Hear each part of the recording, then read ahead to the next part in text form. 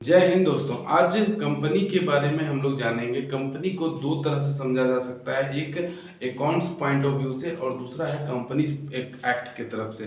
Companies act 2013 के अनुसार से इसका जो हम लोग कंपनी जब पढ़ेंगे तो वो बहुत ही डीप तरीके से पढ़ा जाता है, मतलब उसको एक लॉ की भाषा से पढ़ा जाता है। लेकिन अकाउंट्स में उसको हम मतलब उनकी सारी बातों को एक मतलब समराइज करके समझना होता है, जो कि अकाउंट्स में जितने यूजफुल होते हैं उतने ही कंटेंट्स को हमने मतलब हमें पढ़ना होता है। तो मैं आज के स्लाइड में आपको जिस जिस जिस टॉपिक से क्वेश्चंस आते हैं, खास करके कंपनी से, उन सभी चीज़ों को मैंने कवर करने का कोशिश किया। जितने भी एग्जाम्स आए हैं, उन सभी एग्जाम्स में जितने भी क्वेश्चंस आए हैं, उन सभी को समराइज करके मैंने इस स्लाइड को बनाया है, ताकि आपका कोई भी क्वेश्चन छूटे नहीं। आप हमारे साथ बने रहेंगे तो हम उम्मीद करते हैं कि आपको 10 से 15 मिनट में आपको कंपनी के सारे ओवरव्यू आपके दिमाग में डाल दूंगा। मतलब मैं इतने इजी तरीके से आपको समझा दूंगा कि आपको कंपनी से कोई भी क्वेश्चंस नहीं छूटेंगे, ये मेरी गारंटी है। कंपनी क्या होता है? कंपनी होता है कि कोई भी अगर हम बिजनेस करते हैं, कंपनी मतलब हो गया कि बिजनेस करने, अगर बिजनेस हमको करना है, बिजनेस की एंटिटी देना है, तो हम या तो इंडिविजुअली कर सकते हैं या भी किसी लीगल बॉडी के नाम पे कर सकते हैं। तो लीगल बॉडी के नाम पे जब करने की बात आती है तो ही कंपनी की बात आपके सामने आती है। मतलब कहता है कि कंपनी एक लॉ के द्वारा एक आर्टिफिशियल पर्सन होता है। जैसे हम इंसान हैं तो हमारे पास एक नेचुरल हम इंसान हो जाते हैं, लेकिन अगर मान लीजिए कोई कंपनी जैसे टाटा है, वो एक कंपनी है, तो वो भी एक इंसान ही है, लेकिन वो आर्टिफिशियल इंसान है। तो उन सभी को अगर मतलब तैयार किया जाता है तो वो लॉ के तरह से तैयार किया जाता है। तो इसीलिए से आर्टिफिशियल पर्सन कहा जाता है। मतलब आर्टिफिशियल है, ये बनाया हुआ है लॉ के द्वारा। इनके अंदर जो जान डाला हुआ है, कह सकते हैं कि लॉ के द्वारा ही इनके अंदर जान डाला हुआ है। ये सारे कार्य कर सकते हैं जैसे कि मैं कर सकता हूँ, बशर्ते है कि ये सारा काम अपने लॉ के तरह माध्यम से करेंगे, मतलब अपनी जो भी कानून है उसके माध्यम से करेंगे। तो कंपनी क्या होता है? एक आर्टिफिशियल पर्सन होता है, ठीक है। आर्टिफिशियल पर्सन होता है जो कि किससे बनाया जाता है? लॉ के द्वारा बनाया जाता है। जैसे जिस कंपनी, जैसे मान लीजिए कंपनीज एक्ट 2013 के अनुसार से ये मतलब कोई कंपनी को तैयार किया जाता है, तो उसको मतलब उस लॉ के माध्यम से वो एक पर्सन को तैयार किया जाता है, और उसका मात्र काम होता है किसी तरह का बिजनेस करना, चाहे कोई तरह का भी बिजनेस हो, जिस मतलब नेचर का भी बिजनेस हो, लेकिन उसका काम सिर्फ और सिर्फ बिजनेस करना होता है, कोई और दूसरा काम नहीं होता है। इनके कुछ फीचर्स हैं कि इनका सेपरेट लीगल एंटिटी होता है। सेपरेट लीगल एंटिटी मतलब जैसे अगर मैं किसी कंपनी को बनाता हूँ, ठीक है, किसी कंपनी को फॉर्म करता हूँ, तो इसका मतलब नहीं है कि हम और कंपनी दोनों मिलकर एक हो जाएंगे, ऐसा नहीं हो सकता है। कंपनी एक लीगल एंटिटी अलग होगी और हमारा एंटिटी अलग होगा। मतलब दोनों ही अलग अलग सेपरेट होंगे। वो अलग है, हम अलग हैं। हम उनके बदले में काम कर सकते हैं, हम उनके बदले में अपने डिप्यूट होकर के उनकी काम को अंजाम दे सकते हैं। ये नहीं कह सकते कि वो और हम एक ही हैं। मतलब दोनों अलग अलग होते हैं, मतलब दोनों सेपरेट होते हैं। ऐसा नहीं कह सकते हैं कि दोनों एक ही हैं, ठीक है। तो दोनों सेपरेट होंगे, इसीलिए बोलते हैं सेपरेट लीगल एंटिटी। उनका लीगल एंटिटी अलग होगा, हमारा लीगल एंटिटी अलग होगा।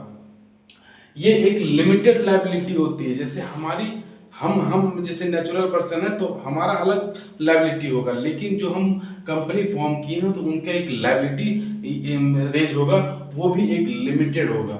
ऐसा नहीं कि अनलिमिटेड होगा, उनका भी लायबिलिटी लिमिटेड होगा, जो कि लॉ के द्वारा डिसाइड किया जाता है।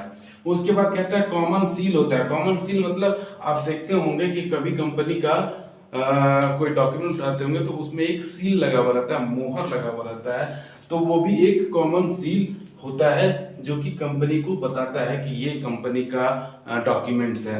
मतलब एक तरह से कह सकते हैं उनकी पहचान है, वो एक कॉमन सील के रूप में जाना जाता है।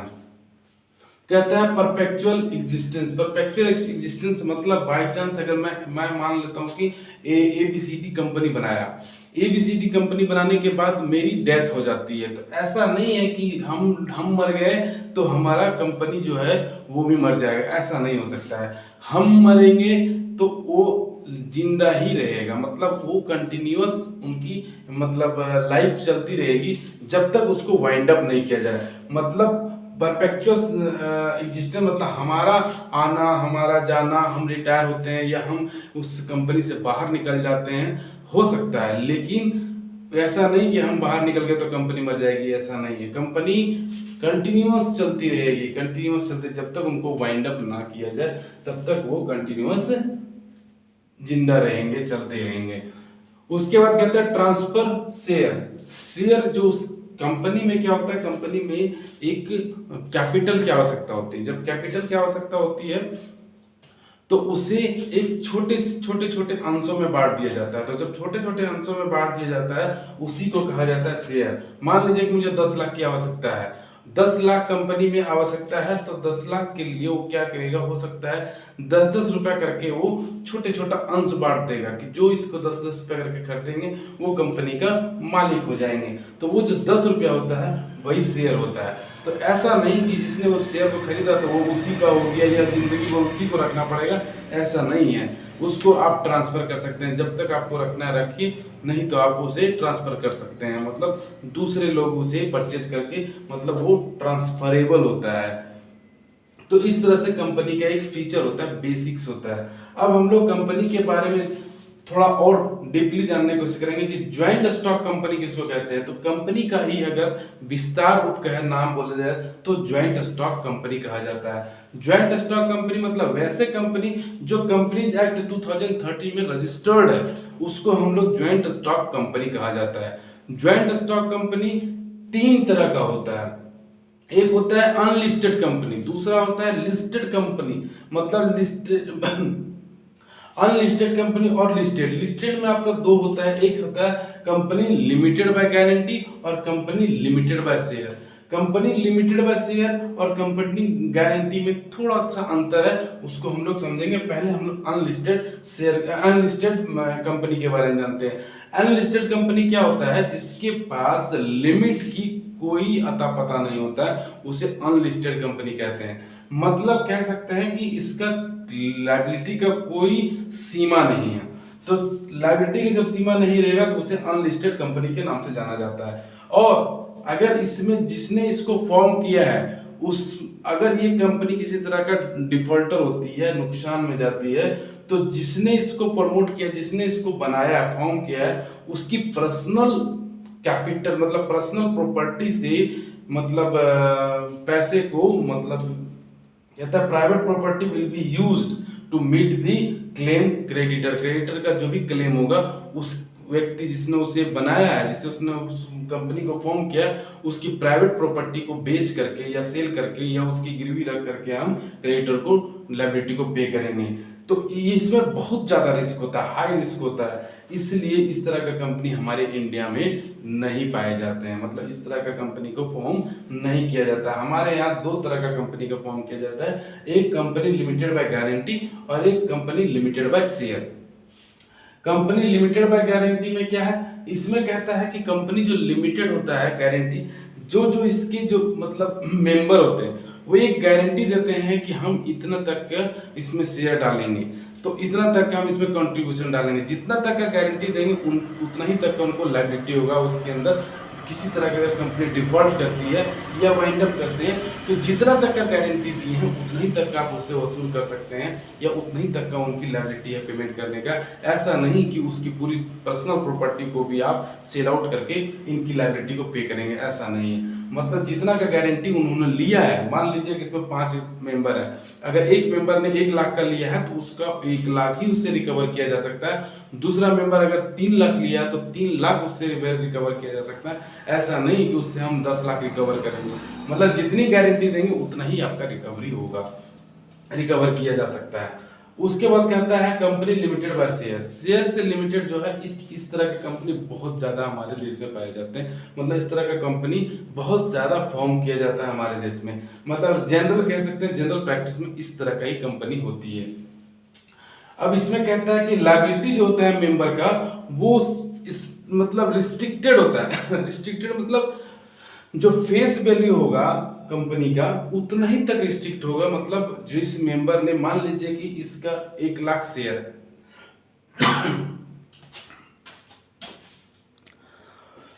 मान लेते हैं कि इस लिमिटेड बाय शेयर वाले कंपनी मान लेते हैं कि लिमिटेड बाय शेयर में एक कंपनी एबीसी कंपनी है, एबीसी लिमिटेड कंपनी है। उसमें अगर 10,000 मान लेते हैं कि एक कंपनी एबीसी लिमिटेड एक कंपनी है जिसका शेयर 10,000 है। 10,000 शेयर का फेस वैल्यू 10 रुपया करके है, तो हो गया 1,00,000 रुपया। 1,00,000 रुपया में एक मेंबर ने अगर एक मेंबर ने 1,000 शेयर लिया है और उस शेयर का वैल्यू 500 रुपया करके अगर है, तो 500 रुपया करके 1,000 का कितना हो गया? 50,000 हो गया।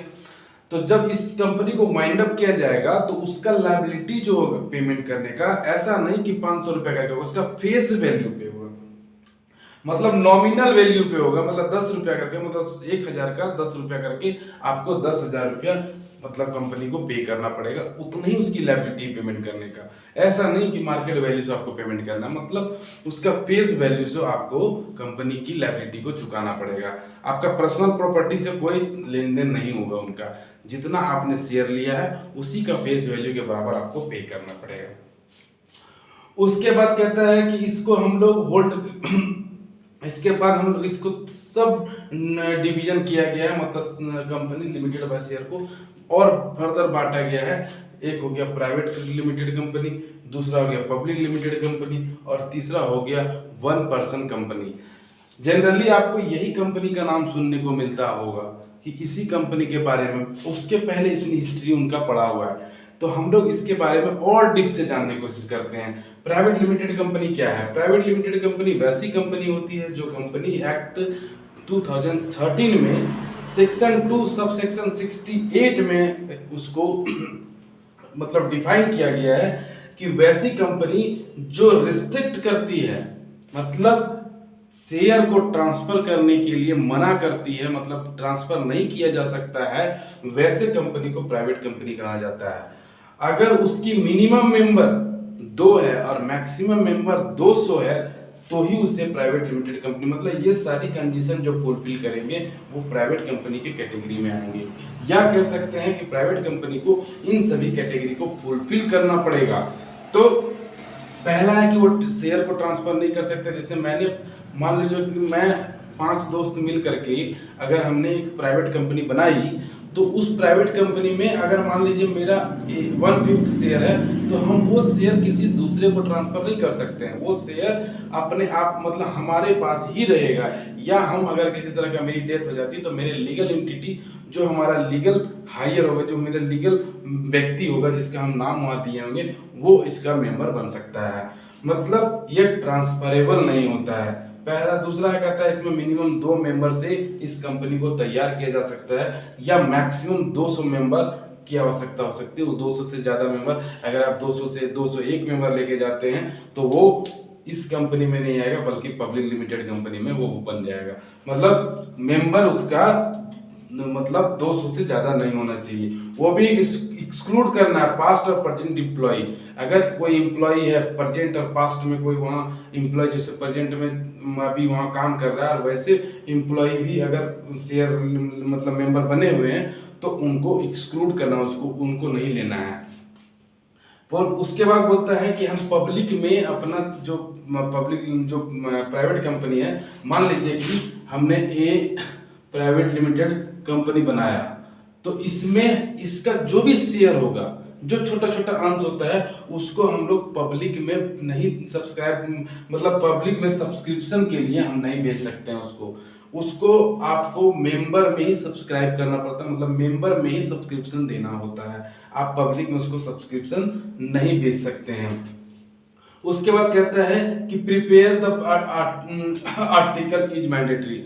जो हम लोग आर्टिकल बनाते हैं इसमें बहुत मतलब मैंडेटरी होता है, आपको आर्टिकल बनाना ही बनाना है। आर्टिकल्स ऑफ एसोसिएशन जो होती है उसको इसमें एकदम नेसेसरी उसको बनाना है। और इसमें कहता है एटलीस्ट 2 डायरेक्टर की आवश्यकता है, या ज्यादा डायरेक्टर, मतलब आपको मैक्सिमम 15 डायरेक्टर की आवश्यकता होती है। मतलब मिनिमम आपको 2 डायरेक्टर और मैक्सिमम आपको 15 डायरेक्टर की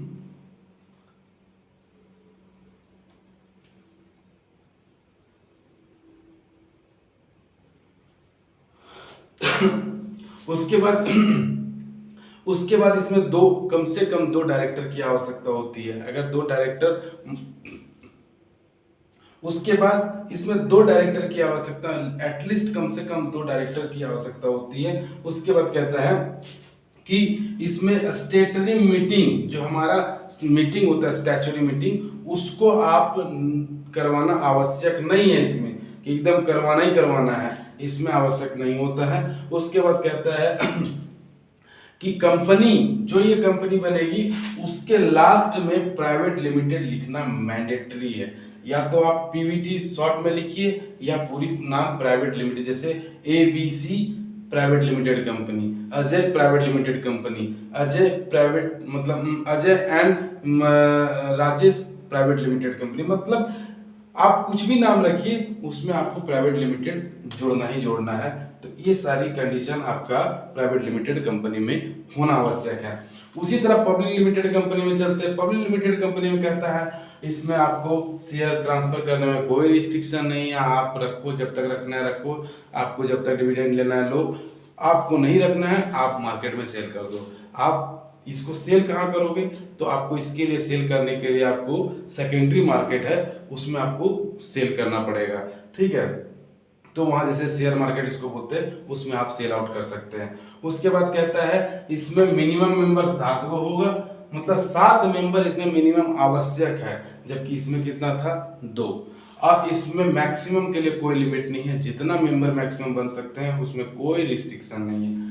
कहता है इसमें पब्लिक में सब्सक्रिप्शन के लिए आप इनवाइट कर सकते हैं। पब्लिक लिमिटेड कंपनी इसीलिए पब्लिक लिमिटेड कहा जाता है क्योंकि आपका सब्सक्रिप्शन जो है वो पब्लिक के द्वारा किया जाता है, मतलब इसमें शेयर जो लगाते हैं वो पब्लिक लगाता है, जिसके चलते इसे पब्लिक लिमिटेड कंपनी कहा जाता है। और इसमें कहता है preparation of article is not mandatory, article इसमें बनाने की आवश्यकता नहीं है, लेकिन इसमें आवश्यकता है, मैंडेटरी है। फिर कहता है इसमें एटलीस्ट 3 डायरेक्टर, कम से कम 3 डायरेक्टर की आवश्यकता है, कम से कम इसमें 2 ही डायरेक्टर की आवश्यकता होती थी। इसमें कहता है कि स्टैट्यूटरी मीटिंग करना वो भी 6 महीना के अंदर आपको करना आवश्यक है। इसमें स्टैट्यूटरी मीटिंग जब भी कंपनी फॉर्म होता है तो उसमें एक पहला स्टैट्यूटरी मीटिंग होना है, और वो भी आपको 6 महीना के अंदर। और 6 महीना कब से गिनती होगा, तो जब से आपको सर्टिफिकेट ऑफ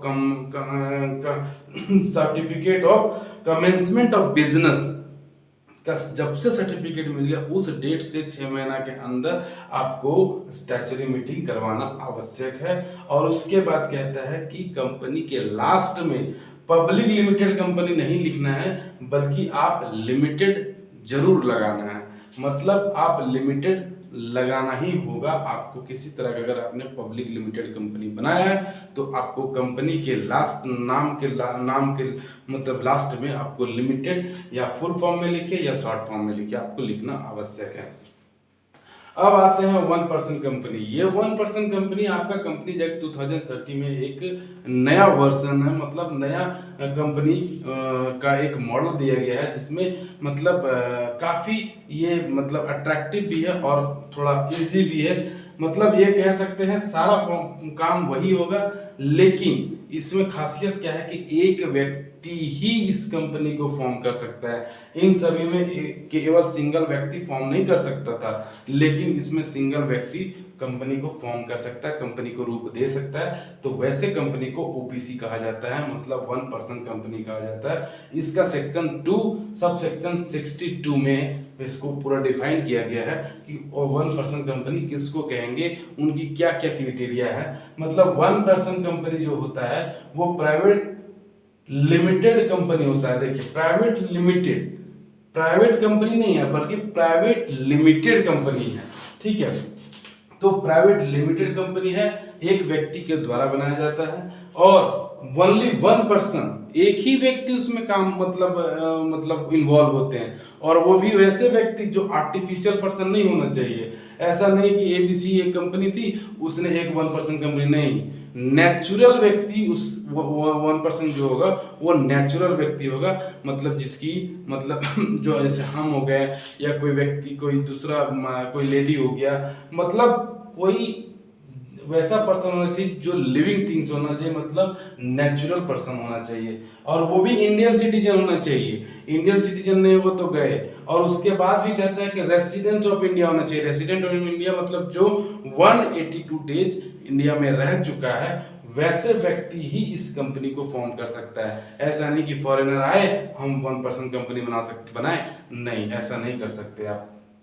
कहता है मिनिमम पेड अप कैपिटल जो है वो 1 लाख रुपया होना आवश्यक है, कम से कम उसमें 1 लाख रुपया की मिनिमम पेड अप कैपिटल आपको डालना होगा। फिर उसके बाद बोलता है कि इसका purpose only for business purpose के लिए किया जा सकता है। आप कहिएगा चैरिटेबल पर्पस के लिए तो वो नहीं चलेगा, आप उसके लिए आप इस कंपनी को फॉर्म नहीं कर सकते। आपको बिजनेस करना है तो आप इस कंपनी को फॉर्म कर सकते हैं। उसके बाद कहता है इसमें मिनिमम डायरेक्टर 1 हो सकता है और मैक्सिमम डायरेक्टर 15 हो सकते हैं।